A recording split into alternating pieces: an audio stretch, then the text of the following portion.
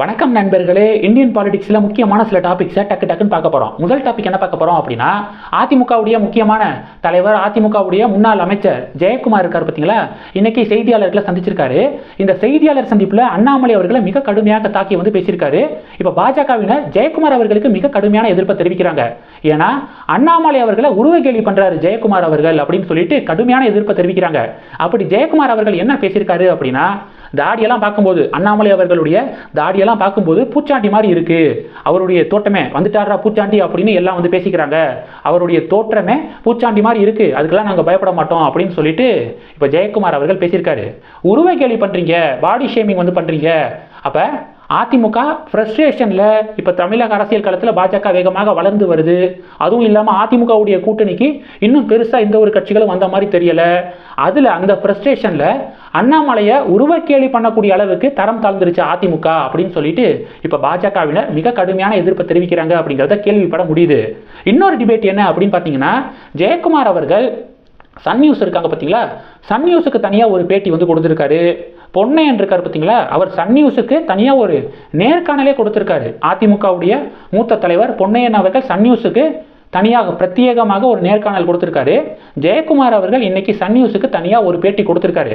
என்ன கேள்வி எழுப்பப்படுது அப்படின்னா, ஜெயலலிதா அவர்கள் இருக்கும்போது அதிமுகவை சேர்ந்தவர்கள், அதிமுகவுடைய அமைச்சர்கள் முன்னாள் அமைச்சர்களோ சரி, இல்லை அதிமுகவுடைய அமைச்சர்களோ சன் நியூஸுக்கு இன்டர்வியூஸ் கொடுத்துருக்காங்களா, சன் நியூஸுக்கு தனியாக ஒரு பேட்டி கொடுத்துருக்காங்களா? சன் நியூஸ் திமுகவுடைய சேனல், அப்படிப்பட்ட திமுகவுடைய சேனல்கிட்ட பேட்டி கொடுக்குறாங்க அப்படின்னா, அண்ணாமலை சொன்ன மாதிரி திராவிட கட்சிகள், பங்காளி கட்சிகள் அப்படிங்கிறது இதிலே ப்ரூவ் ஆயிடுச்சு பாருங்க அப்படின்னு சொல்லிட்டு இப்போ பாஜகவினர் விமர்சனங்களை முன்வைக்கிறாங்க. இப்போ இந்த டாபிக் டாக் ஆஃப் த டவுனா மாறி இருக்கு. உங்களுடைய ஐடியா என்ன? அதிமுக ஜெயலலிதா அவர்கள் இருக்கும்போது அதிமுகவினர் சன் நியூஸுக்கு யாராவது நேர்காணல் கொடுத்துருக்காங்களா, நீங்க பார்த்துருக்கீங்களா அப்படிங்கிறத மறக்காம கமெண்ட் பண்ணுங்க. ரெண்டாவது டாபிக் என்ன பார்க்க போறோம் அப்படின்னா, இந்தியா அதிரடி, மத்திய அரசாங்கம் சாதனை அப்படிங்கிறது ரெண்டாவது டாபிக். இன்டர்நேஷனல் மானிட்டரி ஃபண்ட் இருக்காங்க பார்த்தீங்களா, அவங்க ஒரு ப்ரிடிக்ஷனை வெளியிட்டிருக்காங்க. லார்ஜஸ்ட் எக்கானமி கண்ட்ரியில் 3வது பிளேஸ்ல ஜப்பான் இருந்துச்சு. அந்த ஜப்பானை ஜெர்மனி வீழ்த்திருக்கு. ஜெர்மனி 3rd பிளேஸ் போய் ஜப்பானு 4th பிளேஸுக்கு தள்ளப்பட்டிருக்கு அப்படின்னு இந்த அப்டேட்டை ஒரு 2 நாளைக்கு முன்னாடி நம்மளுடைய சேனல்ல நான் கொடுத்துருக்கேன். இப்போ இன்டர்நேஷனல் மானிட்டரி ஃபண்ட் என்ன கணிப்பை வெளியிட்டிருக்காங்கன்னா, இந்தியா 2026 ஜப்பானை வீழ்த்தி 4th பிளேஸ் வரும். லார்ஜஸ்ட் எக்கானமி கண்ட்ரியில் 4th பிளேஸ் 2026லையும், 3rd பிளேஸ் ஜெர்மனியை வீழ்த்தி 3rd பிளேஸுக்கு 2027லையும் வரும் அப்படின்னு இன்டர்நேஷனல் மானிட்டரி ஃபண்டு இப்போ கணிப்புகளை வெளியிட்டிருக்காங்க. ஒரு ட்விஸ்ட் என்ன தெரியுமா? போன வருஷம் இதே இன்டர்நேஷனல் மானிட்டரி ஃபண்டு 2028 தான் இந்தியா 3வது பிளேஸுக்கு வரும் அப்படின்னு சொல்லியிருந்தாங்க.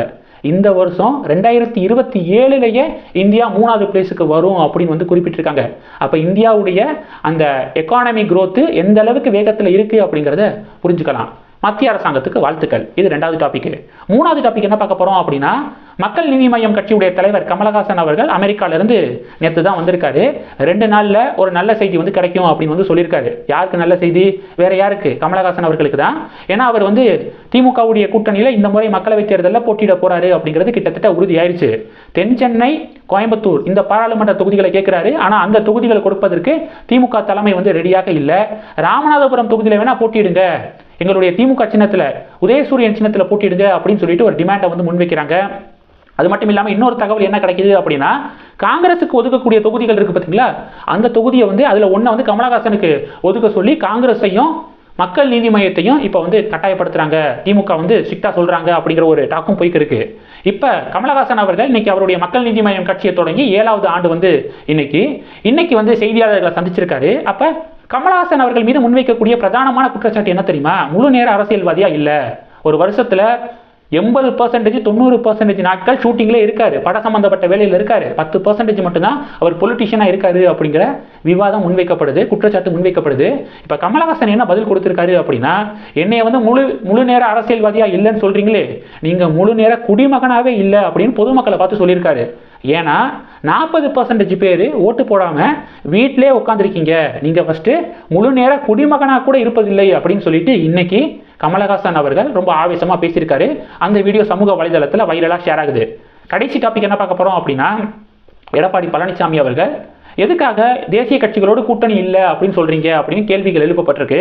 அதற்கு எடப்பாடி பழனிசாமி அவர்கள் என்ன சொல்லியிருக்காரு அப்படின்னா, கூட்டணி அப்படின்னு போயிட்டா கூட்டணி தர்மம் அப்படிங்கிறத ஃபாலோ பண்ணணும். மாநிலத்துக்கு எதிராக, தமிழக மக்களுக்கு எதிராக ஏதாவது ஒரு கொள்கை முடிவு எடுக்கப்படுது அப்படின்னா கூட்டணி தர்மம் அப்படிங்கிற முறையில் அந்த முடிவுக்கு ஆதரவு தெரிவிக்க வேண்டிய சூழல் வரும். அதனால தான் சுயமாக சிந்தித்து முடிவெடுக்க வேண்டும் அப்படிங்கிறதுனால தான் கூட்டணியிலிருந்து வெளியே வந்தோம் அப்படின்னு இன்னைக்கு எடப்பாடி பழனிசாமி அவர்கள் பேட்டி கொடுத்திருக்காரு. சுயமாக சிந்தித்து முடிவெடுக்க வேண்டும் என்பதால் தான் கூட்டணியில் இருந்து வெளியே வந்தோம் அப்படின்னு எடப்பாடி பழனிசாமி அவர்கள் சொல்லியிருக்காரு.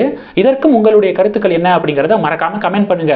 இந்த டாபிக்ஸ் எல்லாத்தையும் பத்தி உங்களுடைய பார்வைகளை மறக்காம கமெண்ட் பண்ணுங்க. இந்த வீடியோ பிடிச்சிருந்துச்சுன்னா லைக் பண்ணுங்க, ஷேர் பண்ணுங்க, மறக்காம நம்ம சேனலை சப்ஸ்கிரைப் பண்ணுங்க.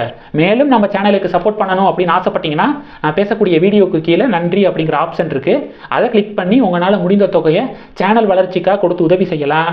இல்லை ஜாயின் பட்டனை கிளிக் பண்ணி நம்ம சேனலுக்கு மெம்பராக ஆகலாம். நன்றி. ஜெய் ஹிந்த்.